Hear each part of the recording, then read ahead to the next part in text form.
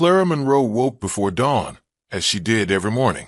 The soft glow of her phone alarm illuminated her warm smile. Draped in a pale pink robe, she padded across the marble tiles of their master bathroom, fingertips brushing the cool surface of the double vanity.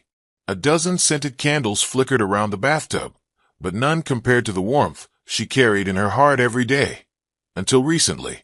4 or 5 years, she had been the pillar behind Darren Monroe's success. Late nights spent proofreading his business proposals, coordinating his charity events, and funding his side ventures with her savings from the boutique she ran online. Downstairs, the antique shutters remained closed against the world beyond. Clara tied her hair in a loose bun and poured a glass of fresh squeezed orange juice, running through her mental checklist. Darren's black suit was laid out by the valet. His tie would be perfectly knotted, his cufflinks glinting. She always made sure he looked impeccable. "Thank you, darling," he would say, flashing his charismatic grin before stepping out, leaving her with a kiss on the cheek. That was their dance. She prepared, he performed, and she could never admit how much that small gesture meant. This morning, however, there was no kiss. She lingered in the foyer as his sleek sedan purred to life. Through the tinted window, she caught the tight line of his jaw, eyes fixed on the rearview mirror. He waved without turning. "Have a great day," he called, but the words felt hollow. He didn't even open his door. Clara watched until the car rounded the corner, her pulse thudding against her ribs. Beneath the calm, a tremor of unease took root. She let out a breath she didn't realize she'd been holding. Another day alone. She walked to the French doors leading to their garden, fingers brushing the ornate wrought iron handle. Outside, morning dew clung to the lavender bushes. Clara inhaled the cool air, steadying herself. This garden had once felt like their shared sanctuary. Now it whispered questions she couldn't ignore. When had Darren stopped including her? When had her worth become a background detail in the story of his life? At her dressing table, she caught a glimpse of her reflection. Soft cheekbones, full lips, dark curls that brushed her shoulders. She wore confidence as easily as her favorite sundress, but lately, her gaze seemed to drift. She remembered the way Darren had looked at her 5 years ago, eyes full of adoration, fingers grazing her curves with reverence. Those days felt distant. Now, her heart tightened at the thought of his silent judgment.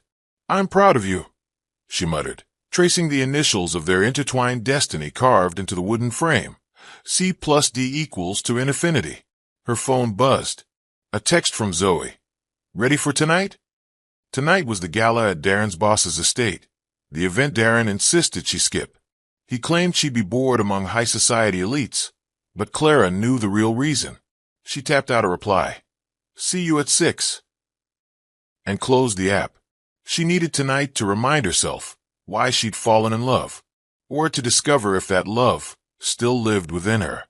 Turning back to the mirror, Clara let her eyes linger on her own. For the first time in years, she questioned the price of perfection. She smoothed her dress and squared her shoulders. Nobody else would define her worth, not tonight. Somewhere beyond those manicured hedges lay an opportunity to reclaim her story, and she would not let the version of herself that Darren kept on paper be the only true one. Clara sat at the small bistro table on her terrace, stirring lemon tea as the morning sun climbed higher. Zoe's retreat had been a sanctuary of soft laughter, communal yoga sessions, and heartfelt conversations. But today, Clara would re-enter Darren's world. The invitation lay beside her teacup, heavy cardstock embossed with Monroe Enterprises on the envelope flap. Inside, elegant calligraphy read, "Clara Monroe, Darren requests the pleasure of your company at the annual Carlisle Estate Gala. Attire, black tie. Date Saturday, 7 p.m. She ran a fingertip over the raised ink. The same inviter of the past now felt like an open challenge. 2 months ago, Darren had insisted she stay home, promising to take photos. Last year, she'd laughed off the slight. This year, it cut deeper. At precisely 6:30, Clara stepped into her car, an ivory sedan chauffeured by Leo Frost's driver. She smiled at the irony. Leo, the man who saw her strength before her size, who insisted on honoring her as co-owner of Frost Femme, had insisted she arrive in style. Clara pressed a hand to her heart, recalling their last meeting, his quiet affirmation that she belonged beside him in every room. She wore a deep emerald gown tonight, velvet hugging her curves and falling to the floor in graceful folds. At the grand gates, 2 uniformed guards exchanged glances as she presented the invitation. A phone call later, the massive doors clicked open. Inside, the marble foyer gleamed under crystal chandeliers. She paused to let the moment sink in. She wasn't just Darren's plus one. She was a force arriving on her own terms. In the dining hall, polished mahogany tables dressed in white linen curved around a central stage. Candles flickered in silver candelabras. Violin music drifted through the air. Elegant guests in tuxedos and gowns mingled, glasses raised in laughter. Darren stood near the buffet line, chatting with his boss and a circle of investors. He caught sight of her and stiffened, as if the room chilled. She moved forward with quiet grace, heels clicking against marble. Darren stepped toward her, hand outstretched. "Clara," he said, voice laced with surprise. "You decided to come after all." She smiled, pressing a gloved hand into his. "I wouldn't miss it." Her tone was calm, but every syllable carried the weight of months spent rebuilding herself. Behind Darren, guests turned. Whispers passed like ripples. One young man nudged his date, another stifled a giggle. Clara's jaw tightened. She wanted to laugh at their stunned faces, to show them the power of laughter that came from confidence, not cruelty. Before she could speak, a hush fell over the foyer. Zoe appeared at her elbow, eyes bright with pride. "Ready to shine," she whispered. Clara nodded. Darren cleared his throat. "Shall we?" He swept one arm out, inviting her onto the marble dance floor. The string quartet shifted into the first notes of a waltz. Clara glanced down at her gown sweeping him, then looked up at Darren's earnest face. She wondered if he would falter at the first turn. When he bowed and extended his hand, she had a choice. Let him lead, or take control of the steps herself. She placed her hand in his, lifted her chin, and followed his lead, until she took the next beat on her own. For the first time, Clara danced not as the wife on paper, but as the woman who refused to be defined by anyone's expectations. The boutique's dressing room was dimly lit by a row of Hollywood-style bulbs, casting warm halos around each mirror. Clara surveyed herself from every angle, holding a slate gray off-the-shoulder gown against her curves. The fabric shimmered under the lights, but she hesitated. Her reflection, fuller in places she once loved, now betrayed her insecurities. Darren stood just outside the curtain, arms crossed. He cleared his throat. "Try something else," he said, voice neutral. "That one draws too much attention to your hips." Clara's fingers tightened on the hanger. She knew what he meant. Attention was fine when it flattered him, but any spotlight on her was a reminder of what he saw as her flaws. "I like it," she said softly, stepping back from the mirror. "I feel good in this." He shook his head. "It's not appropriate for the gala. You need something more refined." He tapped his phone. Zoe recommended a stylist. "I'll call her." Before the words finished forming, Clara had yanked the curtain aside. "Refined?" she asked, voice echoing in the hallway. Rows of dresses lined the walls, crimson silks, midnight blacks, ivory satins. "I can be refined in anything I choose." Darren's eyes flicked to the door. He took a half step toward her. Concern mingled with frustration. "Clara, they're old friends. Let her pick something." She crossed her arms. "You think someone else knows me better than I know myself." He opened his mouth, but she continued. "I am more than a guest decoration." A boutique assistant hovered nearby, slip of a girl with brows raised. Clara drew a breath. "Put away the gray," she said, returning the gown to its rack. "I want color." Darren exhaled. "Color? Yes." Clara's eyes traced the row of dresses, emerald green, sapphire blue, ruby red. She plucked a deep violet gown from the rack, off the shoulder, body skimming, with an asymmetrical hem that fluttered. "This." He hesitated, then nodded slowly. "All right." His phone buzzed. He silenced it. "You look beautiful." Clara slipped the gown over her head, adjusting the neckline. The mirror reflected a woman transformed, not because of the dress, but because she chose it. She met Darren's gaze. "Thank you for listening," she said. He stepped closer, lifting his hand to smooth a stray curl. "I'm sorry," he whispered. "I worry you'll be judged." She shook her head. "I've been judged my whole life. Tonight, I choose judgment on my terms." He swallowed, and for a moment, his pride seemed to shift. "I love you," he said, voice low. She reached for his hand. "I know." But she also knew that love alone wouldn't erase months of silent contempt. He opened the curtain, and Clara emerged. The assistant's eyes widened. Darren straightened his shoulders. The world beyond waited. And Clara realized, tonight's dress was more than fabric. It was armor, worn not to hide, but to stand tall. The Carlisle estate spread out like a dream beyond the wrought iron gates. Manicured lawns, ornate fountains, and the soft glow of lanterns lining the paths. Clara stepped onto the gravel drive beside Darren, her violet gown catching the lantern light. A line of guests in tuxedos and designer gowns turned toward them, eyes flicking between her and his familiar smile. Darren greeted each with firm handshakes, introducing Clara as Mrs. Monroe. Clara offered practiced nods and polite smiles, but inside her heart raced. This was the moment she'd feared and awaited in equal measure. Guests whispered as they passed, delicate laughter like wind chimes at sundown. She held Darren's arm, grounding herself against the tide. Inside, the grand ballroom was a cathedral of crystal chandeliers and marble pillars. A string quartet played near the dais. Waiters in crisp black jackets weaved between guests with trays of champagne flutes. Clara followed Darren through the throng, noting how his colleagues paused to admire her dress before greeting him. She felt their appraisal as keenly as their eyes. Darren led her to a mahogany table where mingling businessmen discussed quarterly earnings. He cleared his throat. "Ladies and gentlemen, may I present Clara Monroe, my wife and my inspiration." Polite applause fluttered across the room. Clara gave a small bow. A well-dressed financier raised his glass. "To Clara, your grace is matched only by your generosity at the foundation." He beamed.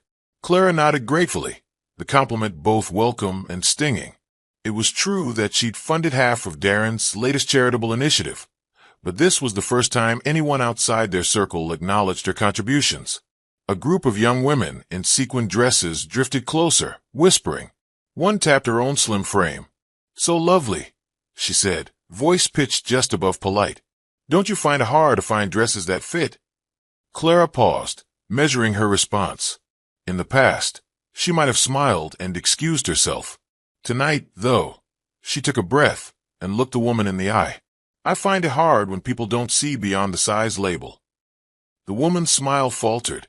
Darren reached for her hand, urging calm. "Clara." But Clara held up a finger. She turned back to the group, her posture regal. "I choose dresses that make me feel powerful," she said softly. "That's far more important than any size chart." A ripple of silence passed. One of the men cleared his throat. "Well said." He raised his glass again, and the others followed. Clara let the warmth of genuine applause wash away the sting. As the quartet shifted into a lively melody, an invitation to dance rippled through the crowd. Darren extended his hand. "Shall we?" Clara placed her hand in his. As they stepped onto the parquet floor, she glanced up at the glittering chandeliers. For the first time, the party felt less like a gauntlet and more like a stage set for her ascent. Tonight, she realized, she was no longer just Darren's wife. She was Clara Monroe herself. Midway through the evening, the ice cream cart arrived, silver wheels whispering against the marble floor. Guests formed a loose circle, eager for a sweet interlude between courses. Clara and Darren drifted to the back of the line, chatting about ornamentation and the upcoming charity auction. Clara's laughter was easy, her confidence buoyed by the glow of the last 2 hours. When it was her turn, she eyed the flavors: Madagascar vanilla, blood orange sorbet, and dark chocolate ganache. She smiled and requested a single scoop of orange, the tangy sweetness reminding her of childhood summers. The attendant nodded, delicately placing the sorbet in a crystal coupe. Clara held it by the stem, taking care not to spill. Before she could taste it, a rich voice beside her cut through the hum of conversation. "I'd never have guessed you'd pick something so substantial." Clara turned to see one of Darren's colleagues, tall, impeccably dressed, hair slicked back. He gestured to the sorbet, with a cocked eyebrow. Most women here go for light fruit or tea. Darren shifted uneasily. Carlton, that's enough. His tone was polite but firm. Clara set her jaw, acknowledging the jab with grace. Carlton laughed, a low chuckle. I'm joking lightly. He glanced at the crowd, whose polite smiles trembled between amusement and discomfort. All in good fun. He raised his glass at her. To big choices. Clara's chest tightened. She lifted the coupe, swirling the sorbet like a fine wine. Then I choose to enjoy big moments, she said, voice soft but clear. The room stilled. The clink of glassware paused. She brought the sorbet to her lips and tasted it, letting the cool sweetness roll over her tongue. A hush settled. Carlton's grin faltered. He cleared his throat. Quite remarkable. Clara dipped her spoon for a second taste. Remarkable, she agreed, savoring the moment. Her response had taken more courage than any dress fitting. She caught Darren's eye. He nodded, pride and relief mingling in his gaze. Across the room, Zoe watched with a proud smile. Leo stood beside her, arms crossed, admiration woven into every line of his face. Clara felt a warmth that had nothing to do with the sorbet. It was the glow of owning her narrative. As she finished the last spoonful, Carlton's gaze locked onto hers again. His expression had shifted from mockery to respect. Clara straightened, meeting his look squarely. I never meant to surprise anyone, she said, voice low. But sometimes, the best things in life come in unexpected sizes. He nodded, as if acknowledging a truth he could not deny. Around them, conversations resumed, but the tone had changed. Guests approached Clara with genuine smiles, complimenting her grace and composure. The ice cream joke had backfired, turning into the evening's most memorable moment. Darren slipped an arm around her waist. You were amazing, he murmured. Clara pressed close, leaning into his warmth, but her mind drifted forward, to the rest of the night, to the invitations yet to come, and to the life she was determined to build on her own terms. As the quartet played a triumphant chord, Clara lifted her chin. Tonight, she wasn't just surviving the party, she was owning it, and the world had finally taken notice. Clara slipped away from the swirl of laughter and clinking glassware, her heart pounding like a drum in her chest. She didn't look back. In the corridor beyond the grand ballroom, muted golden light spilled from ornate sconces.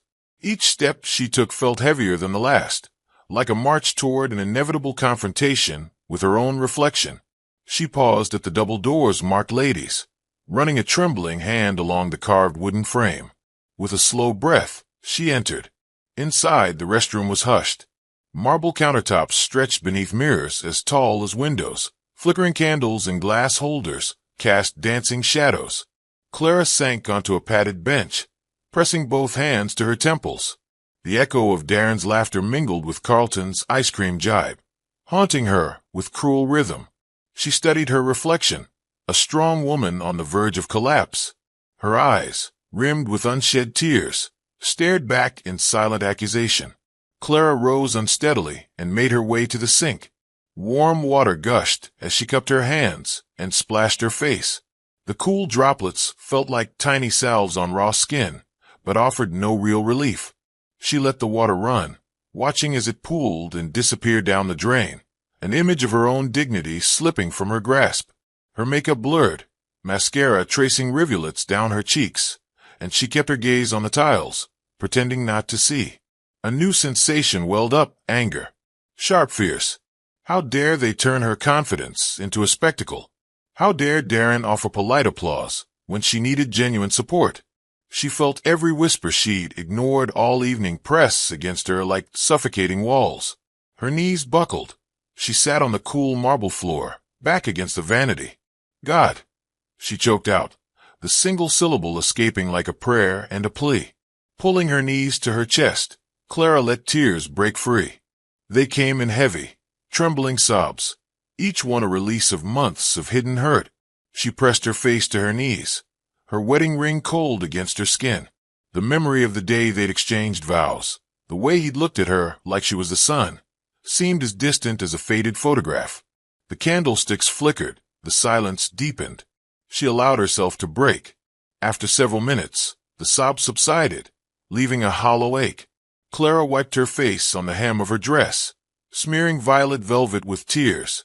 She rose again, steadier this time, and returned to the sink. Hands under the faucet, she took deliberate, slow breaths, inhaling through the nose and exhaling through pursed lips. With each cycle, the weight in her chest lightened slightly. Her reflection returned, eyes clearer, holding something new, resolve. She straightened her spine, drained the sink with a push of her foot, and wiped the counter dry. Gathering her purse and clutch, she paused at the mirror once more. Gone was the defeated woman from minutes before. In her place stood someone who refused to be sidelined by whispered judgments. With a final glance, Clara stepped out of the restroom. The corridor was empty. No one followed. No one clapped. But she didn't need an audience. She could feel the pulse of her own heartbeat guiding her forward, away from the ballroom, away from ridicule, and toward a future she would shape on her own terms. Ignoring the delicate patina of tears on her cheeks, she walked into the night with new purpose. Clara's reflection shimmered in the ornate glass panels of the hallway as she emerged from the restroom, steadier than she felt. Flickering wall sconces lined the walls, casting elongated shadows across the plush burgundy carpet. The late evening air, scented faintly with lavender and champagne, felt suffocating. Every step she took carried the weight of 1,000 unspoken slights. She had hoped for solace in solitude. Instead, the corridor's silence carried the distant murmur of the ballroom like a slow, menacing heartbeat. A partial view through the open double doors revealed Darren, leaning in toward a small group of suited figures. The soft glow of crystal chandeliers made his dark hair gleam. The ivory of his tuxedo shirt stood in ironic contrast to the venom in the words that followed. She used to be fun. Now she's just big and boring. I miss the old Clara, said one of his colleagues, voice rich with condescension. Their laughter, polite on the surface, carried a knife's edge. Clara's pulse thrummed loudly in her ears. She froze, the words hammering against her chest. Her wedding ring felt like iron around her finger. The delight she'd felt moments ago, after triumphing over Carlton's ice cream joke, crashed into shards of disbelief and heartbreak. She recalled the first time Darren had told her she was beautiful, with no caveats, no qualifiers. That memory cut through the sting, intensifying the ache. The warm embrace of her love now felt cold and distant. Clutching the marble window frame, Clara fought a wave of nausea. The corridor's mirror showed her face pale, eyes wide. For months she had tolerated whispered jabs, forced smiles, half-hearted apologies. Tonight, the laughter in that ballroom had drawn blood. Her stomach twisted as she realized that even her husband's friends viewed her as a party prop, there to produce a photo opportunity, not to be seen as an equal. Her grip on her clutch tightened until her knuckles whitened. With a sharp, deliberate motion, she let the chain slip from her wrist. The small leather bag fell onto the carpet with a muffled thud, the sound ringing like a bell in the hush of the hallway. She felt a swell of contempt, not for them, but for the version of herself who would put up with it. A spark of anger flared, searing away her fear. She would no longer swallow the poison of their laughter. Darren caught sight of her then, eyes widening in sudden regret. He stepped forward, voice strained. Clara, wait. But she did not answer. Heat flared in her cheeks as she turned on her heel, each step echoing with newfound determination. She would not wrestle for his affection tonight. She would claim her own dignity. The doors at the end of the corridor stood open to the moonlit gardens. Clara emerged under the soft glow of lanterns, the cool breeze of balm to her raw nerves. A valet appeared, ready to offer a ride, but she shook her head. No, thank you. His brows arched in understanding before he stepped back. Clara inhaled deeply, letting the night air fill her lungs. Beyond the manicured hedges lay a quiet street where the estate's lights grew distant. She walked away from the laughter that had wounded her and toward something she had almost forgotten, her own worth. Each footfall on the gravel was a vow to herself that she would no longer be defined by others' cruelty. As the estate disappeared behind her, Clara felt the final straw snap. Tonight, she reclaimed her voice and stepped into the freedom she had earned. Clara's heels clicked against the gravel as she distanced herself from the glowing facade of the Carlisle estate. The night air, cool and scented with jasmine, filled her lungs with clarity rather than dread. The gardens, meticulously trimmed and illuminated, faded behind her like a stage set closing tight curtains. Here, the insults and laughter of the gala existed only in her memory, stripped of glamour by the clarity of her resolve. A valet approached, posture impeccable in his midnight blue livery. "Ms. Monroe, shall I arrange transport?" he asked, voice laced with polite concern. The familiar cadence of her married name struck her like a bell tolling. She met his carefully neutral gaze and shook her head. "No, thank you," she said, voice steady. "I'm fine." He offered a reassuring nod before retreating into the estate's warm light. Clara remained on the gravel drive, alone with the whisper of the fountain and the distant hum of an idle string quartet bleeding through the open doors. She pulled her phone from her clutch. 5 missed calls from Darren, each call a testament to his shocked outrage and wounded ego. Her thumb hovered over the caller ID, fingers tense. She let the screen dim, then tucked the phone away. This was her moment away from his world. No explanations, no apologies. The cool darkness of the surrounding hedges felt like sanctuary. Overhead, a crescent moon cast pale light across manicured lawns. Clara took her first determined breath and began walking.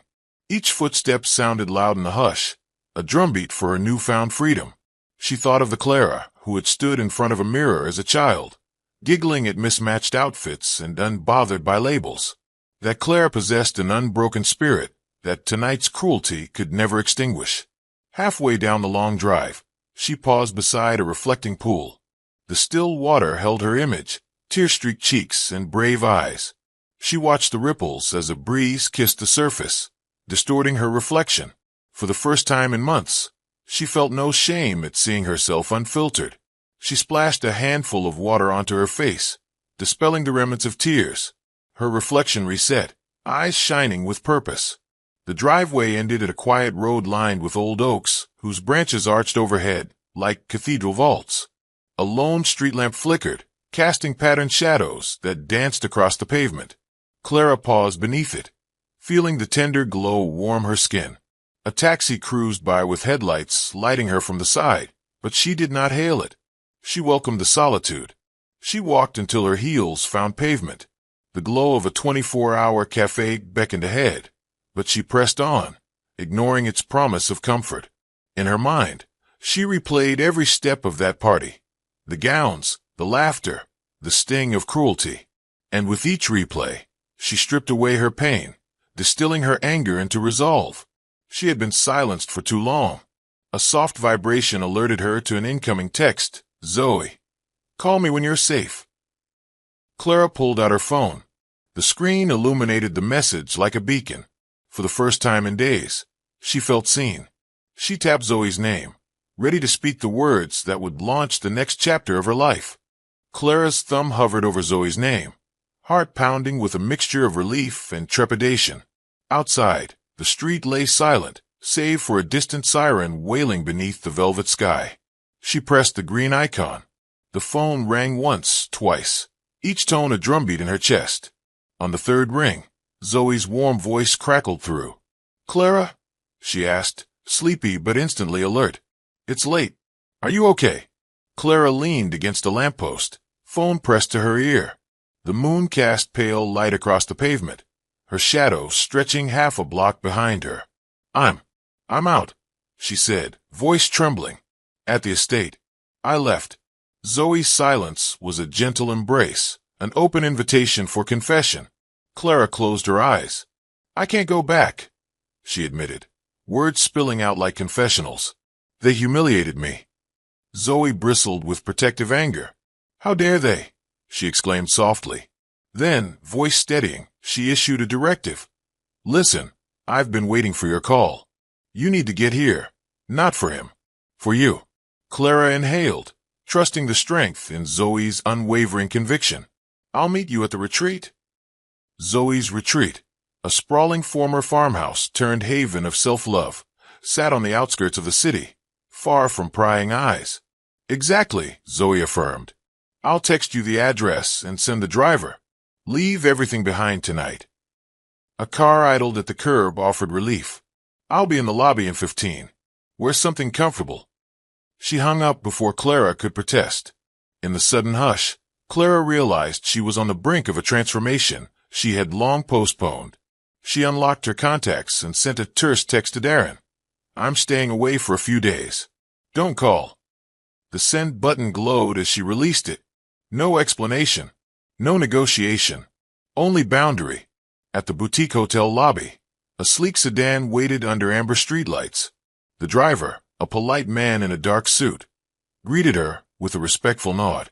Clara settled into the back seat, the leather cool beneath her palms. Through the tinted windows, the city's heartbeat pulsed, neon signs flickering against empty sidewalks. 15 minutes later, the sedan turned onto a tree-lined dirt road. The retreat emerged, lanterns glowing around a low stone cottage framed by jasmine vines. Clara felt her throat tighten with anticipation. Zoe appeared at the porch, arms open, hair caught in the lantern light like a halo. Zoe enveloped her in a hug that shook loose the last vestiges of dread. You did the right thing, she whispered. Clara closed her eyes against Zoe's shoulder, tears of gratitude and relief mingling. Thank you, she murmured. Zoe held her at arm's length, eyes shining. Tomorrow we fix this, she vowed. Start fresh on your terms. Inside, candlelight and sandalwood filled the cozy interior. A plush guest room awaited, with a journal on the bedside table and a glass of iced lemon water at arm's reach. The door clicked softly behind them, sealing out the night's pain. Clara exhaled, realizing this was more than a refuge. It was the first step of her own reclamation. The first rays of dawn crept through the gauzy curtains, painting Clara's room in soft amber hues. She lay beneath a plush duvet, still dazed from the emotional day before, but an unfamiliar energy thrummed in her veins. At her bedside, a neatly folded robe bore the retreat's emblem, a lotus entwined with a flame. She slipped into it, ignoring the worn velvet of her old life, and padded across the hardwood floor toward the common room. In the main hall, floor-to-ceiling windows framed a lush garden shimmering with dew. A circle of mats awaited, each marked with a name tag. Zoe stood at the center in a flowing white ensemble, arms outstretched in welcome. Her eyes sparkled with pride. Good morning, she greeted Clara with warmth. Today, we honor strength over size. Clara's pulse quickened, a simple phrase that carried the weight of revolution. A group of women, diverse in age, shape, and background, began to arrive, exchanging smiles and reassured nods. Zoe led them through a series of grounding breaths, inhaling deeply, then exhaling with intention. Clara matched her rhythm, feeling the tension in her shoulders release. The air carried the scent of eucalyptus and incense, soothing her senses. In that moment, the statuesque elegance of the Carlisle sorrow felt more distant than the constellations overhead. The first exercise was intentional movement, graceful lunges and squats, not to burn calories, but to awaken power. Zoe moved with fluid precision, explaining each posture's alignment. Clara watched her form, then mirrored the motion, focusing on the sensation of strong muscles engaging. The burn in her thighs became a clarion call. She was present, capable, and alive. Laughter bubbled up as Zoe quipped, Your body isn't the problem. It's your party dress that tried to put you in a box. Next came a journaling exercise at low wooden tables, topped with crystals and blank pages. Clara uncapped a pen, hesitated, then scrawled a heading. My strengths. Words flowed. Compassion that heals. Loyalty that endures. Creativity that inspires. She paused at confidence that glows, and surprised herself by adding unapologetic authenticity. Each word felt like a brick in the foundation of her new self, unburdened by external expectations. After journaling, participants moved outdoors to an open courtyard where heavy rope waves awaited. Zoe demonstrated the undulating motion, hands gripping the thick ropes, arms driving up and down to send powerful ripples through the fibers. This isn't about sculpting arms, Zoe reminded. It's about releasing pent-up energy. Clara grasped the rope, core engaged, and began the movement. The ropes rose and fell like a storm at sea, and with each wave, she felt tension wash out of her limbs. Mid-morning brought a communal brunch of vibrant salads, smoothie bowls, and protein-rich lentil dishes. Clara sat beside Zoe, spooning golden turmeric shot. "How are you feeling?" Zoe asked. Clara savored the flavors, tangy citrus, earthy greens, and realized she was hungry for more than food. She was hungry for purpose. "Energized," she confessed. "I haven't felt this in years." Zoe's smile was victorious. Leaning back in her chair, Clara let her gaze drift to the garden path beyond. There she envisioned a woman who would command boardrooms, stage platforms, and her own destiny, with no apology for curves or confidence. Today's exercises were more than physical. They were forging the mental steel she'd need to face Darren and the world on her renewed terms. As solar noon approached, Zoe gathered the group for a final circle. "Remember," she intoned, "strength lives in your choices, in the power you claim." Clara closed her eyes, letting the warmth of communal energy infuse her. She opened her heart and whispered, "I claim it." No applause followed, just a hush of affirmation among kindred spirits. In that hushed moment, Clara discovered the true measure of her worth, unshakable, indivisible, and entirely her own. Clara awoke to the gentle hum of cicadas outside the retreat's window, golden light filtering through gauzy curtains. Gone was the woman who fled a gilded ballroom. In her place lay Clara 2.0, not thinner, not fixed, but fiercely authentic. She stretched beneath the duvet, her muscles remembering yesterday's rope exercises and lunges. A new confidence tingled in her fingertips. In the nearby common area, Zoe waited with green apple-infused water and freshly baked almond pastries. "Ready for your transformation?" she teased, eyes shining. Clara smiled, heart fluttering with anticipation. Transformation, she realized, wasn't about conforming to others' ideals. It was about shedding shame.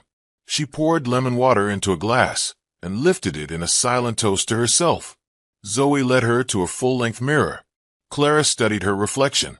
Soft curves, strong shoulders, skin lit from within by renewed self-belief. She raised an arm, flexing just enough to see definition that had been hidden under doubt. "That's the only 2.0 I need," she said, voice firm. Zoe beamed. They moved outside into a sun-dappled courtyard where a photographer's backdrop and camera awaited, Zoe's gift for a surprise confidence photo shoot. "You'll thank me later."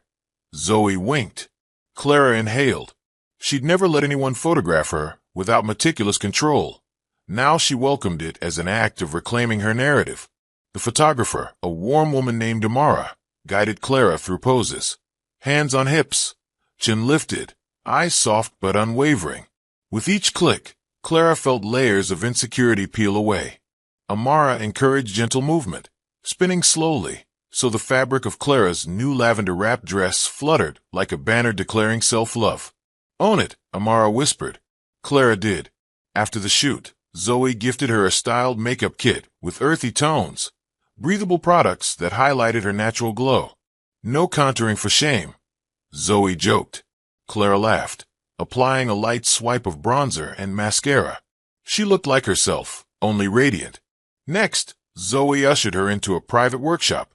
A circle of former retreat participants, women of every shape and background, shared stories of overcoming shame and reclaiming identity. Clara listened, heart swelling. When her turn came, she stood in the center, arms open. She recounted the gala's cruelty and the silent pain that had haunted her. Then she spoke of rebirth at Zoe's retreat, how strength wasn't measured by a number on a scale, but by choices to stand and speak. The group applauded, tears shimmering under midday sun. Clara realized she had become a beacon for others still lost in self-doubt. That afternoon, Zoe introduced a digital branding session. Clara's laptop opened to a blank canvas, her future website, and social media channels. Zoe coached her through writing a mission statement. Clara Monroe, championing confidence, celebrating every curve.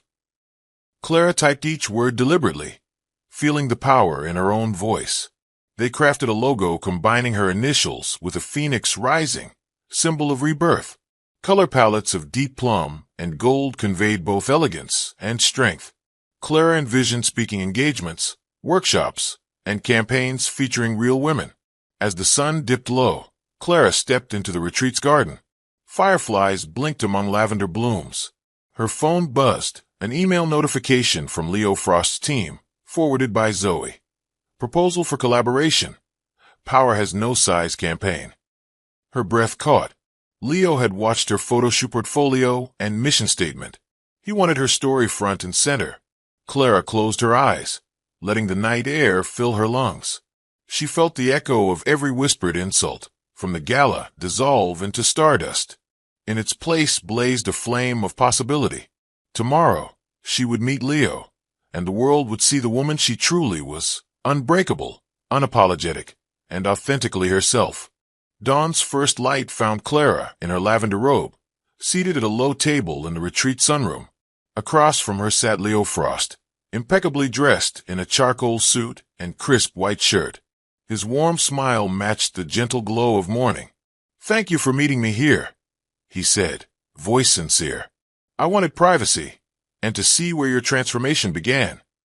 Clara stood and offered her hand. "It's good to see you, Leo." She gestured to the surrounding gardens. "Welcome to my sanctuary."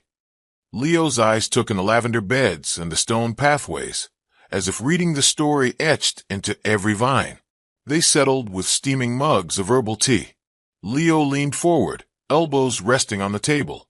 "Your story isn't just inspiring, it's necessary. The world needs to see that strength and size aren't mutually exclusive." He paused, studying her. "I founded FrostFem to redefine beauty. Our brand thrives on authenticity, just like you." Clara's heart fluttered. Leo outlined his vision, a multi-platform campaign featuring real women sharing their journeys of self-love. He planned print ads, social media reels, and a short documentary. "I want you to be our face and our heart," he said, "but only if you're comfortable." Clara nodded, absorbing the magnitude of his offer. She reflected on the countless times she'd faded into the background. Now here was a CEO offering her center stage. "I'd be honored," she said. Leo's grin illuminated his features. He handed her a tablet, displaying early mock-ups, Clara's silhouette crowned in gold against deep plum backgrounds, her name in elegant script. Beneath, the tagline, "Power has no size." Clara tapped the screen. The images vibrated with purpose. "This feels right," she whispered. "But I want to ensure it's not just about aesthetics. I want to share resources, nutrition guides, mental health support, community forums." Leo nodded vigorously. "Exactly. Real, lasting change." He scrolled through his notes. Philanthropic partnerships, live events, and collaborations with body-positive activists. Their conversation shifted seamlessly from branding to logistics, campaign timelines, shooting locations, budgets. Clara realized she was negotiating like a seasoned executive, her voice steady. Leo admired her clarity. "Your insight is invaluable," he said. "I'm grateful you'll lead this." Clara's cheeks warmed with pride. After 2 hours, they stepped outside onto a stone patio. Leo offered a hand to guide her. "Shall we tour the grounds?" They wandered through manicured lawns, where retreat participants practiced yoga and journaled under olive trees. Clara introduced Leo to Zoe and the staff, each greeting infused with warmth. Under a pergola, they paused by a fountain adorned with lotus carvings. Water trickled softly. Leo turned to Clara. "I want this campaign to begin here, with the place that birthed your courage." He pointed to the courtyard where Amara's confidence photo shoot had taken place. "Let's film the first segment right now, capturing your journey from vulnerability to strength." Clara glanced at the fountain's ripples, mirroring her own transformation. She nodded. "Let's do it." Within minutes, cameras rolled. Leo called out directions while Clara spoke to the lens, her voice steady, eyes bright. She recounted her breakout moment at the gala, her retreat journey, and her vision for a world that celebrated every body. The footage captured her authenticity, a tear at first, then a triumphant smile. Leo watched, pride evident. As the sun edged toward noon, they wrapped filming. Leo extended his hand again. "Thank you, Clara. Together, we'll change the narrative."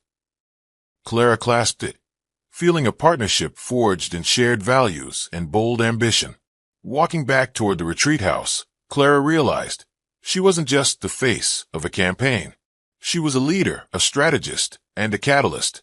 And with Leo's support, her influence would ripple far beyond any ballroom's walls.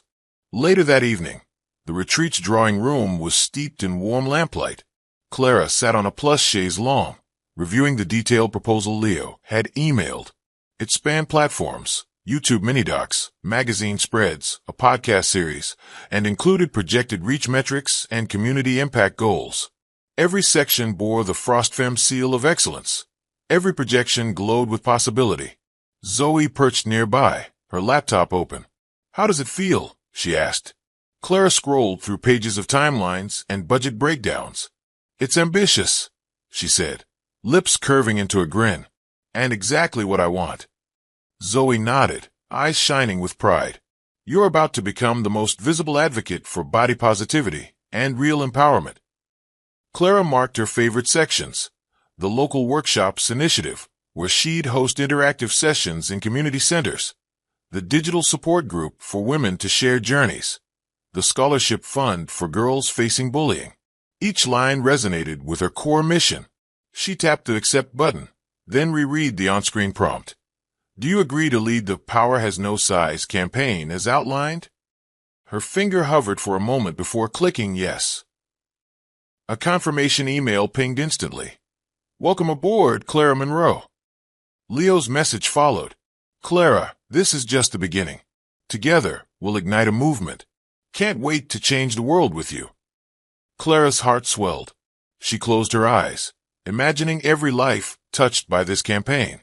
The teen who finds courage to wear a swimsuit, the woman who stands taller in a boardroom, the mother who teaches her daughter to love her body. She pictured headlines. FrostFem's bold new face, Clara Monroe. Videos trending for authenticity and impact. She felt a thrill electric as lightning. Zoe reached across and squeezed her hand. "You made it official." Clara leaned into the warmth of friendship, letting the moment soak in. She rose, pacing to the window overlooking the jasmine-scented courtyard. A gentle breeze stirred. Fairy lights strung among olive trees winked in the dusk. She inhaled deeply, centering herself. A soft knock preceded Leo's entrance. He entered carrying 2 flutes of sparkling elderflower cider. "To partnership," he toasted, offering a glass. Clara accepted. The bubbles tickled her throat as she sipped. She raised her glass.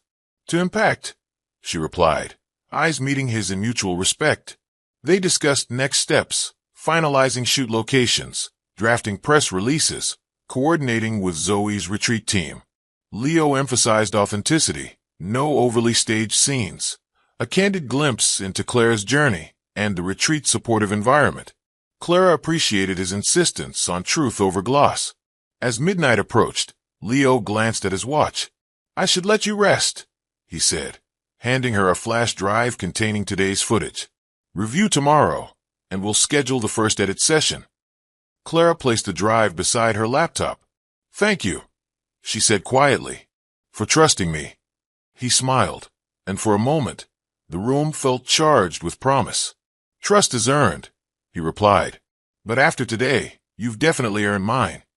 He bowed slightly and exited, leaving Clara alone with her dreams materializing on screen. Clara settled into the chaise longue, the flash drive glowing softly on the laptop. She pressed play on the first clip. Her morning photo shoot, her retreat journaling, her candid interview. Seeing herself speak with confidence and conviction filled her with awe.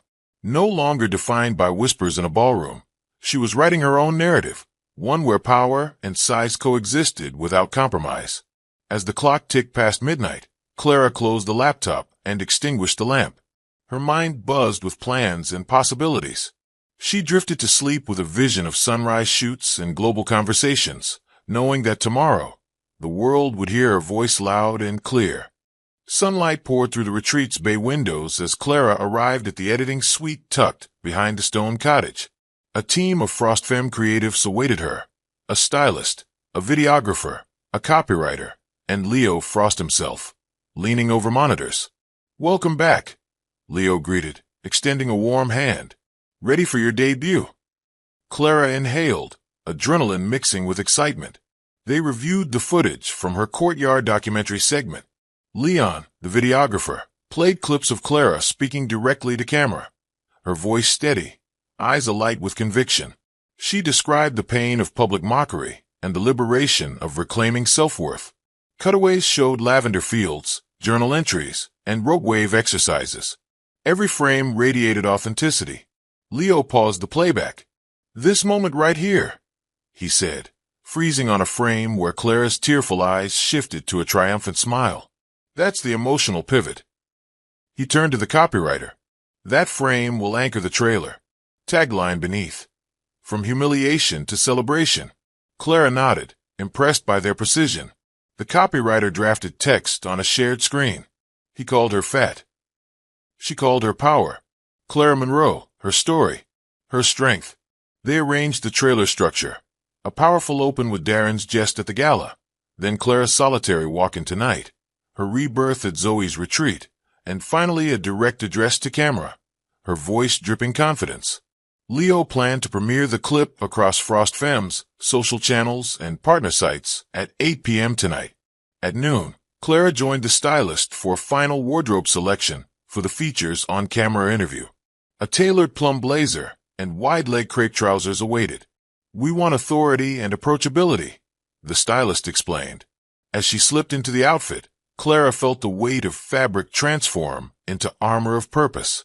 By late afternoon, the team set up a makeshift studio on the retreat's terrace.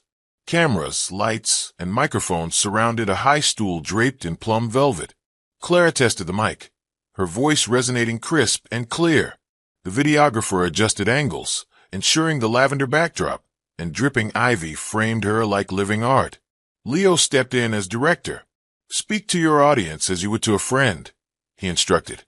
"Share your journey, your vision, authentically." Clara drew a breath, imagining women watching from homes, workspaces, and dorm rooms. She spoke effortlessly through her script and improvised passages. Her epiphany beneath the restroom mirror, the solidarity in the retreat circle, the purpose that fueled her campaign. As the sun descended, the team wrapped filming. Leo reviewed the raw cuts, nodding in approval. "This is compelling," he said, "emotionally rich and concise." They planned a quick edit and a final review at 6 p.m. At 6 p.m., Clara joined Leo in the editing suite once more. The trailer played. Dramatic music underscored her narrative arc, from insult to empowerment. Text overlays punctuated key beats. As the video ended with her smile and the campaign tagline, Clara's chest swelled with pride. Leo hit export and leaned back. "It's live," he announced. Clara's phone buzzed instantly. Notifications from Frost Femmes channels. Comments flooded in. "Powerful. Thank you for your courage. She speaks for so many of us." Clara scrolled, tears prickling her eyes. The world was listening. That evening at 8 p.m., Clara sat in the cozy living room, wrapped in a soft throw, sipping chamomile tea. She watched as the trailer's view count climbed, thousands, then tens of thousands. She read personal messages. A teen who felt empowered, a mother who cried at the honesty, a colleague who vowed to change workplace attitudes. Each message hammered home the campaign's impact. Leo appeared beside her. "You've reached hearts tonight," he said softly. Clara placed a hand over her heart. "We have," she corrected. The campaign belonged to every voice it uplifted. As night deepened, Clara penned a reply to the first batch of comments, words of gratitude and encouragement. She realized that her first feature was more than media. It was a movement ignited. And this was only the beginning. The morning after her campaign premiere, Clara rose before dawn to an onslaught of notifications. Trending hashtags, global media pickups, and messages from women whose lives she had touched. She inhaled sharply, thrilled, humbled, and a little overwhelmed. Before diving into replies, she made coffee and slipped onto the retreat veranda, where mist hovered over lavender blooms. Her phone buzzed with a direct message notification from an unknown handle. "I see you. You deserve this." Strange but kind in tone. She hesitated, then opened it. Beneath it, a comment on one of her campaign posts. "Keep going, Clara. You're unstoppable." She smiled at the encouragement, but curiosity tugged at her. Over the next hour, similar messages appeared, brief, supportive, but always from an anonymous user. Power is yours. They can't dim your light. We're proud of you.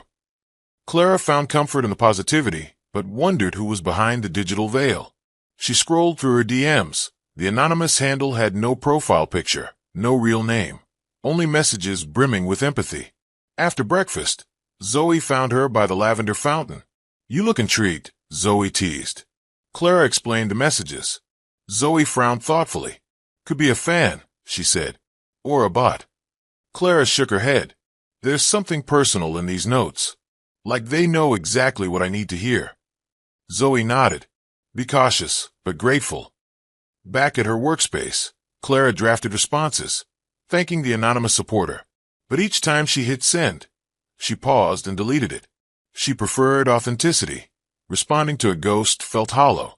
Instead, she posted a public thank you. To everyone lifting me up, known or unknown, your words mean more than you'll ever know. Throughout the day, Clara filed guest posts for FrostFem's blog and scheduled livestream Q&A sessions. Yet the anonymous messages persisted, always arriving at poignant moments, after she doubted herself or wondered if her reach was enough. Each note supplied a quiet beacon of reassurance. That afternoon, during a styling session for an upcoming interview, the stylist handed Clara her phone. You've got a fresh DM, she said. Clara glanced at the screen. Look behind you. Her pulse spiked. She turned swiftly, but saw only the soft bustle of the retreat. Participants in yoga, a gardener pruning rose bushes, Amara the photographer capturing portraits. Nothing ominous. She texted the handle back. Who is this? Seconds later, a reply. Someone who watched you leave the estate that night. Clara's blood ran cold. The anonymity now carried a chill. Zoe, she whispered, voice tight. Zoe approached, concern etched across her face. Clara showed her the messages. Zoe's expression hardened. You did tell me someone saw you leave, she recalled. Was that who? Clara's mind raced. What do they want? Are they following me? Zoe placed a hand on her shoulder. We'll figure it out together. She signaled retreat staff to tighten security protocols. That evening, Clara reviewed the messages in private. I admired your courage. You walked away with dignity.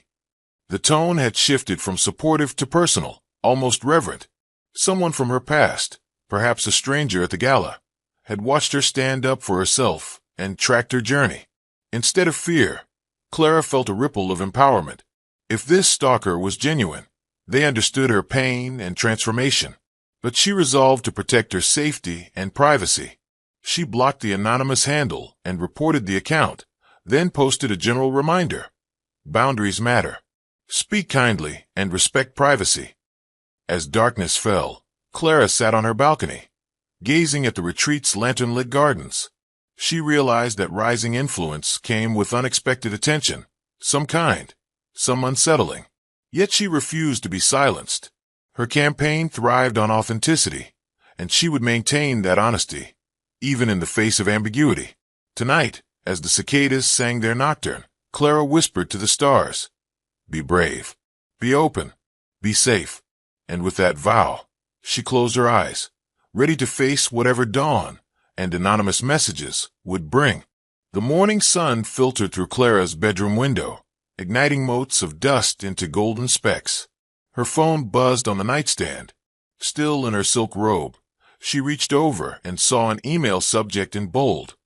You are cordially invited. Her heart caught. It was from Monroe Enterprises. She opened it with trembling fingers.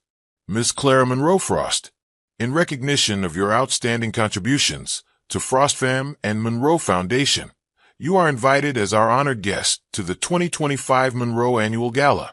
Date Friday, August 8th, 7 p.m. Venue, Grand Carlisle Ballroom. Black tie. Darren Monroe, CEO. Clara stared at the text, pulse echoing in her ears. Honored guest. Not +1. Not Mrs. Monroe. Guest. She pressed her palm to her chest, tasting a swirl of anticipation and dread. Zoe burst into the room, espresso in hand and curiosity on her face. "Already reading fan mail?" she teased. Clara held up her phone. "It's from Darren," she said. "He invited me officially." She passed the phone over. Zoe's eyes widened. "He?" Clara nodded. "He called me by name. Addressed me as partner. He wants me there." A smile tugged at her lips. "After everything." Zoe set down the espresso. "That's progress. Or a trap." She arched an eyebrow. "Plan your strategy." Clara paced. "I could refuse. Make a statement." Zoe shook her head. "No. Show up. Command the room." She tapped Clara's shoulder. "You've earned that stage." Clara closed her eyes and breathed. The scars from the last gala still stung. The ice cream joke. Darren's cruel laughter. The shame that drove her into the night. But this invitation felt different. An acknowledgement of her power. She straightened. "I'll go." That afternoon, Leo stopped by the retreat with fabric swatches and sketches. He'd secured a couture gown from a designer they both admired. Emerald velvet, off the shoulder, tailored to highlight Clara's strongest angles. "You'll be the showstopper," he promised, slipping the sketches into her hands. Clara studied the illustration. The deep green complemented her skin. The structured bodice exuded authority. She felt a thrill of excitement. "Thank you," she whispered. Leo smiled. "See you at Carlisle." Later, as twilight settled, Clara stood before her full-length mirror. Zoe adjusted the final drape. "Remember," Zoe said, voice soft, "tonight isn't about revenge. It's about presence." Clara nodded, smoothing a stray curl. She touched the embossed invitation, still tucked in her clutch. Downstairs, the valet greeted her. The ivory limousine's taillights glowed like red coals. Clara slid inside, the door closing with a soft thud that felt like a starting gun. As the city lights blurred past, Clara closed her eyes, imagining the evening ahead. She would walk through those grand doors not as the wronged wife, but as a force of nature, Clara Monroe Frost, visionary, founder, and advocate. Whatever awaited beyond the entrance, she would meet it head-on, carried by the invitation that recognized her fully at last. The black limousine eased to a halt at the Carlisle estate's grand entrance. Clara's breath caught as the towering pillars, festooned with white orchids, came into view. The driver opened the door, and she stepped onto the red carpet, emerald velvet gown pooling around her like liquid dusk. Flashbulbs exploded. Paparazzi shouted her name in a chorus of cameras. "Clara Monroe Frost." "Ms. Frost." Their shouts and shudders formed a thunderous welcome. Clara lifted her chin, shoulders back, and advanced. Each click of her heels on the carpet echoed like applause.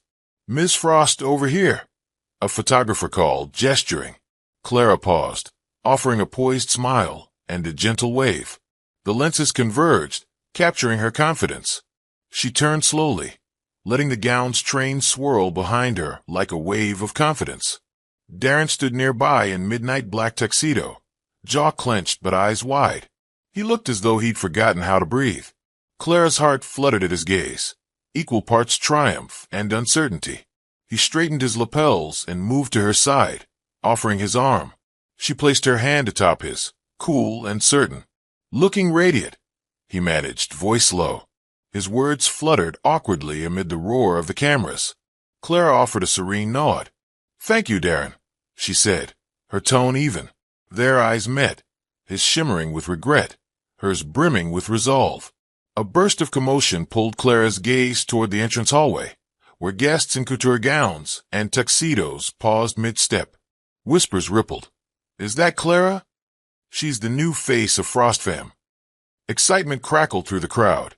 Press handlers guided Clara and Darren through the sea of flashes. A reporter from Society weakly thrust a microphone forward. "Clara, can you tell us what this invitation means to you?" Clara paused, the microphone's windscreen brushing her fingertips. She inhaled, summoning calm. "It means recognition," she said clearly. "Recognition of every woman who's ever been underestimated. I'm here not for myself alone, but for all of us." Her words yielded a flurry of approving nods and clicks. A gust of wind stirred her gown's train as she continued. "Tonight," she added, We celebrate strength in every shape. Darren offered a tentative smile. Clara felt a warm surge of satisfaction and tapped his arm.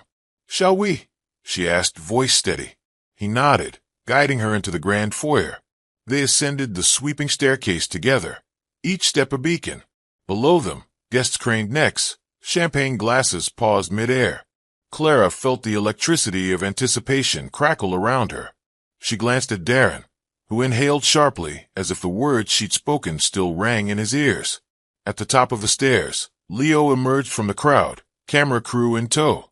His arrival drew its own chorus of flashes. He greeted Clara with a confident bow. "Welcome," he said, sweeping one arm toward the ballroom. "Shall we make an entrance?" Clara slipped her hand into his. The three of them poised like triumphant rulers, surveying their kingdom. The ballroom doors opened, revealing a sea of faces lit by crystal chandeliers. Clara inhaled, savoring the moment. Tonight, she realized, wasn't just a step back into Darren's world, but a leap into her own. Each flashbulb captured not an image of the wronged wife, but a portrait of a woman reborn. The grand double door swung open, and the hushed gasp of the assembled guests filled the ballroom like a held breath, finally released. Clara stepped through first, the hem of her emerald gown gliding across the marble floor. Leo and Darren flanked her, but all eyes were on Clara Monroe Frost. Crystal chandeliers cast glittering prisms across the high ceiling. Waiters paused mid-service, trays of champagne hovering in the air. The string quartet's violins faltered on a quiet note. Not a single person moved. Clara felt the heavy stillness settle, as though time itself had pressed pause. She held her posture regal, head held high. A soft murmur rippled through the crowd. "Is that? My word. She looks phenomenal." Each whispered astonishment was a note in the symphony of silent awe. Clara's heartbeat thundered in her ears. She lifted a gloved hand in a small wave. Across the room, Darren's colleagues exchanged confused glances. The same men who had once mocked her ice cream dish now looked up at her in stunned reverence. Carlton, the financier who joked about her size, stared open-mouthed, crystal flute dangling in his hand. Clara suppressed a smile. A solitary spotlight illuminated the marble center stage. Leo stepped forward with deliberate grace, raising his own hand for silence. Clara sank into his side, breathing in the anticipation. Leo's velvet-voiced command carried sheer authority. "Ladies and gentlemen." Heads turned, and all eyes locked on the stage. Leo smiled, voice rich with warmth. "Tonight is not just a gala," he pronounced. "It is a celebration of vision, courage, and transformation." He paused to let the words land. "And it is my honor to share it with the woman who embodies them all, Clara Monroe Frost." The hush deepened. Clara felt the weight of thousands of gaze resting on her shoulders, yet lifting her spirit, rather than crushing it. She inhaled slowly, letting the quiet fill her with strength. From the back of the room, Zoe winked, giving her the slightest nod of encouragement. Clara nodded back, grateful. In that moment, the silence was not an absence of sound, but a presence of respect. Darren stepped up beside Leo, clearing his throat. His voice, low and sincere, carried across the silent hall. "Clara, he paused, his eyes glistening. "I have never been prouder." The words, heartfelt and humble, broke the hush like a gentle crack in ice. The string quartet recovered, launching into a slow, triumphant melody. The room erupted in applause, soft at first, then swelling into thunderous acclaim. Clara felt the heat of approval wash over her. She returned the applause with a small curtsy, then straightened. The silence had spoken volumes, but this applause spoke directly to her soul. As the clapping echoed, Clara realized the hush had been her entrance into a new reality, a world where her presence alone commanded respect. The silence had fallen, so that her strength could rise. And rise it did, with every hand that met hers in congratulation, every whispered compliment carried on the evening air. Tonight, silence had become the greatest standing ovation she would ever receive. The applause faded into a hushed expectation. Leo guided Clara to the center of the stage, the soft glow of spotlights painting her in regal hues. A podium bore the Frost Femme insignia in bold gold. Clara placed both hands on its sleek surface, heart pounding, as she gazed over the sea of faces. Leo stepped back, voice resonant.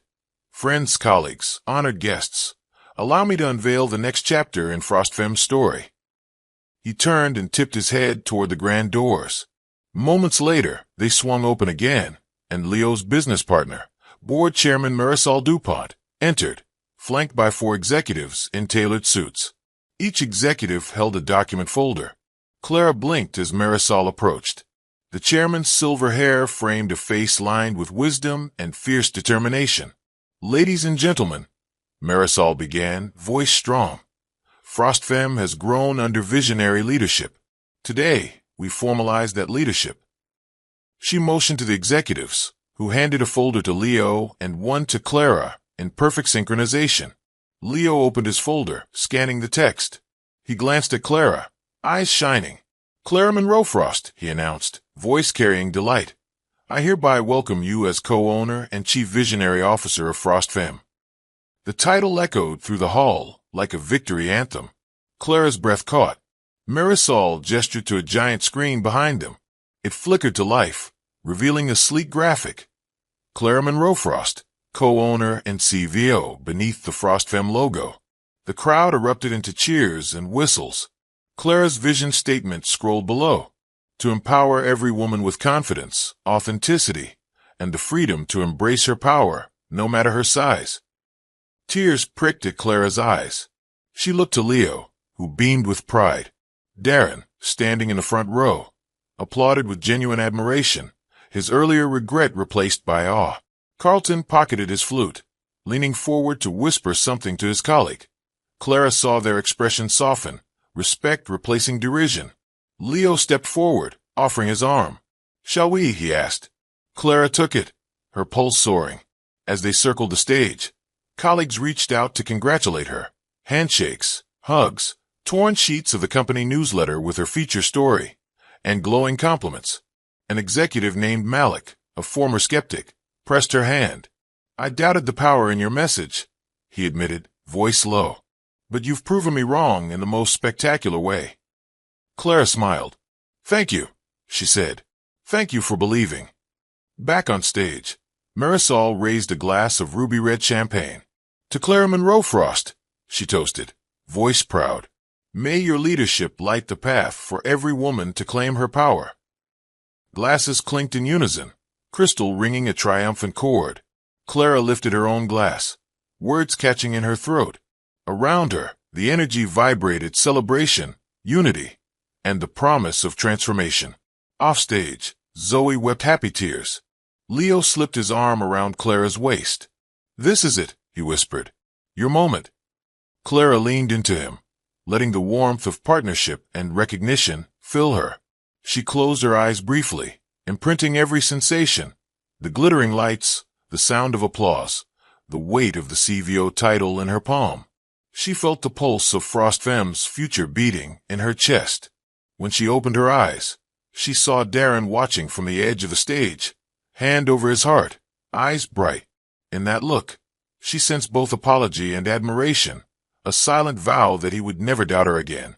Together, they stood as architects of a new era, for themselves, for their company, and for countless women inspired by Clara's journey. The ballroom lights dimmed slightly, leaving a soft spotlight over the marble dais. Clara stepped forward, champagne flute in hand. A hush descended once again, this time, not of disbelief, but of eager anticipation.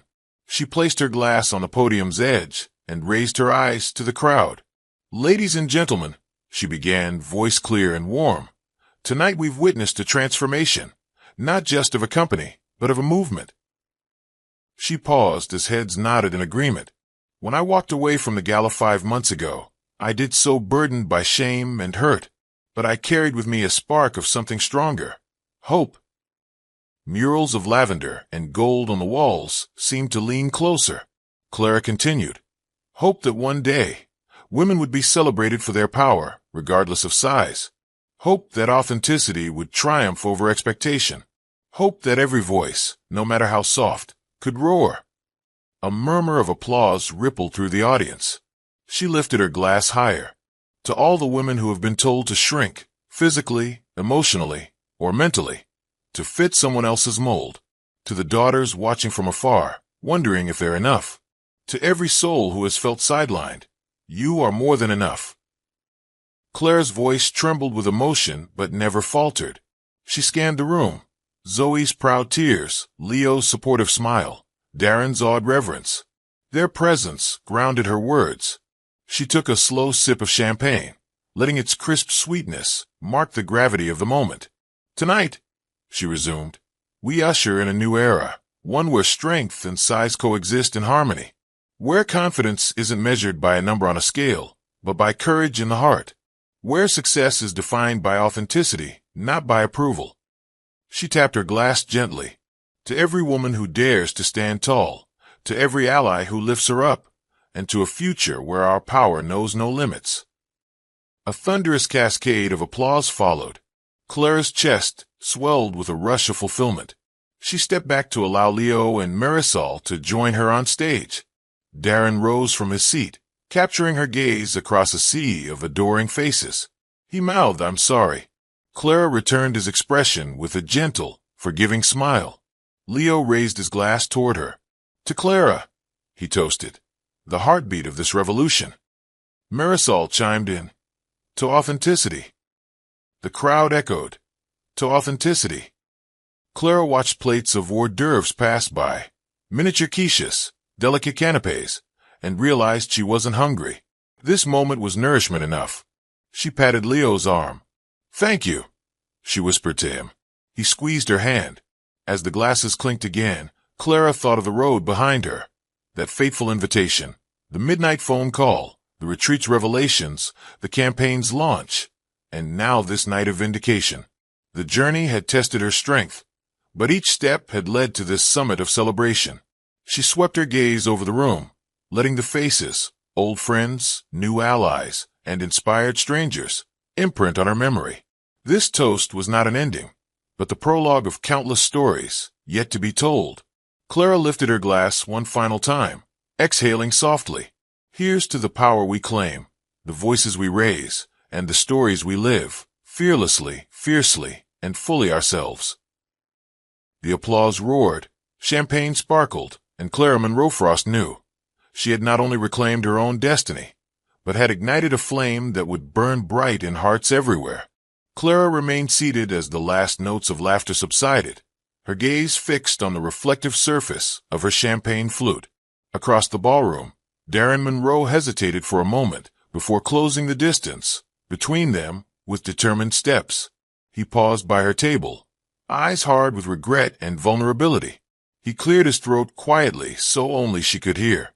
"Clara," he said, voice low and earnest. She looked up, meeting his gaze with calm reserve. "I need to speak with you," he continued. Clara set her glass down and gestured toward the ornate chairs beside her. Darren sat with care, placing both hands on the table. He swallowed and spoke with uncharacteristic humility. "I owe you my deepest apology. I judged you harshly, and I hurt you with thoughtless words and actions." He paused, voice cracking. "I have been blind to your strength and grace." Silence stretched as Clara measured each word, her chest tightening with emotion. She remembered the pain of his betrayal and the courage she had found since leaving that night. Darren leaned forward, sincerity etched on his face. "I have taken the past months to reflect, to grow, and to understand what you truly deserve. I want to stand by your side, as your equal and your partner. But I know words are not enough." Clara absorbed his confession, the ballroom lights shimmering off her resolute expression. After a heartbeat, she replied with gentle firmness, "If you wish to join me, Darren, prove yourself in action, not in apologies. Respect me as I respect myself." His relief washed over him as he quietly nodded, the fragile possibility of renewal unfolding between them. With that pledge, Clara felt the heavy weight of doubt lift, replaced by cautious hope glowing within her heart. Clara regarded Darren carefully, her gaze steady. In the soft glow of chandelier light, she weighed her emotions before speaking. Every breath he took echoed with the promise of change he offered, and Clara felt the pulse of old expectations collide with her own sense of self. She rose gracefully, smoothing the folds of her emerald gown. "Dara," she began, voice soft but resolute, "I appreciate your words tonight. They carry weight, because you spoke them at the moment I needed to hear them most." Her voice was clear. "You asked for proof of your sincerity, and now you have my response." Darren leaned forward, anticipation flickering in his eyes. Clara continued, "Forgiveness is not an instant gift. It is cultivated through trust and effort, day after day. If you truly intend to stand by me, you will honor my worth in every thought and action." She paused, letting the gravity of her request settle. Respect is earned by listening before judging, by supporting before dismissing, and by loving without conditions. She placed a hand gently on his clasped fingers. "I will walk beside you again one step at a time, but only if you hold space for my voice, my dreams, and my autonomy." Clara allowed a small, measured smile. "We will rebuild together, but I will not shrink to accommodate anyone's comfort." A hush enveloped them as Darren absorbed her words. He nodded slowly, eyes moist with understanding. "I understand," he said with sincerity. "I promise to honor these terms and to earn your trust every day." Clara inclined her head, relief and cautious hope mingling within her. They stood together, not as the man and wife of before, but as equals committed to forging a shared path illuminated by mutual respect and love. The next morning, news of Darren's disgrace spread like wildfire. A recording from last night's gala had surfaced, him making snide remarks about Clara's role and belittling colleagues who supported her. The video, captured by a courtroom microphone, played on channels, social media, and newsletters. Board members watched in stunned silence as his words echoed through speakers. Leo and Marisol convened an emergency meeting. A hush fell as Darren took his place at the head of the table, eyes downcast. Marisol cleared her throat. "Darren, your conduct undermines our values and damages the company's reputation." Her voice was firm. Darren swallowed, voice quivering. "I was speaking off the record. I did not intend for those comments to be heard so widely." An executive slid a letter across the table. "This is your termination notice, effective immediately." Darren looked between Marisol and Leo, eyes pleading. Leo's jaw tightened. "We cannot condone behavior that violates the respect we owe each other." Colleagues who once admired him stood in hushed judgment. Carlton smirked. Darren's world collapsed. The CEO title vanished from his business card. Media outlets published headlines on his downfall. Claire received the news via a flurry of texts. She felt a mix of vindication and sorrow. Memories of their early years surfaced. His kindness before ambition overshadowed compassion. Later that day, she watched him leave the Carlisle offices with a box in hand, head bowed. Drivers and staff gave him sympathetic glances. His empire had crumbled in a single phrase, spoken carelessly. In that moment, Clara realized how fragile power can be when respect is absent. Despite her own triumph, she felt compassion for the man he once was. Yet she knew that some walls cannot be torn down without rubble to clear the path forward. Clara returned alone to the apartment she once shared with Darren. Heart pounding, she unlocked the door and entered the familiar hallway. Sunlight filtered through dusty blinds, revealing empty walls and scattered memories. She stepped into the living room, where their laughter had once echoed. She ran her hand along the mantel, brushing past a framed photo of them smiling on their wedding day. The image felt distant now. Clara pressed her palm to her chest and moved on. In the bedroom, she faced a mirror she had used for every occasion, nerves and doubts. Clara opened the desk drawer and pulled out a clean sheet of paper and her favorite pen. With deliberate strokes she wrote, "I deserved better, and I gave it to myself."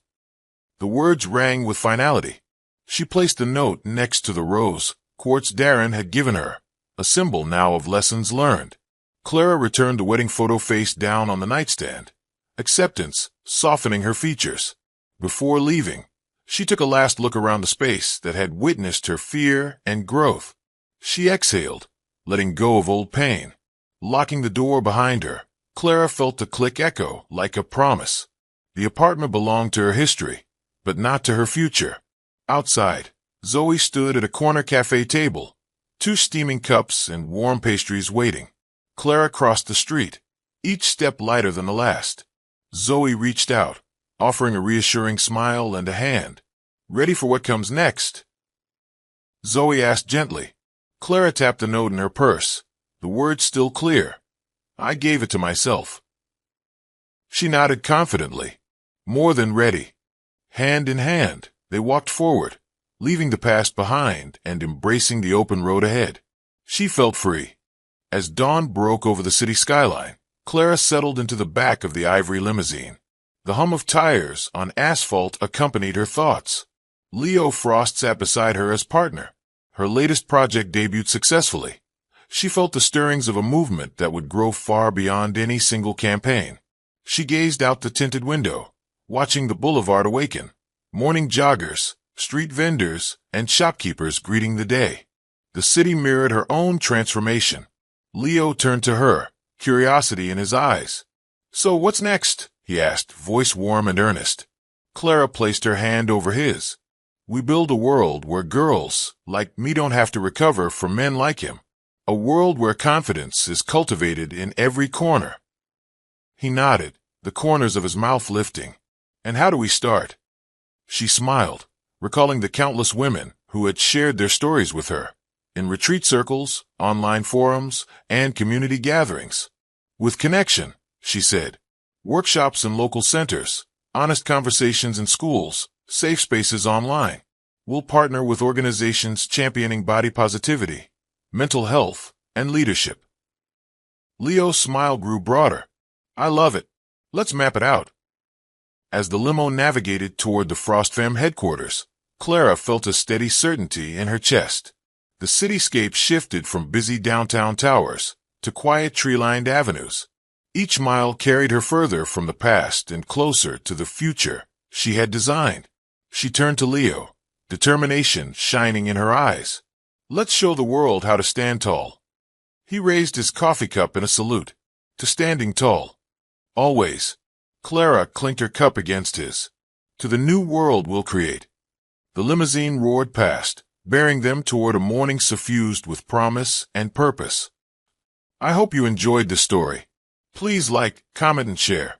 Also turn on the bell to get more of our videos. See you in the next story.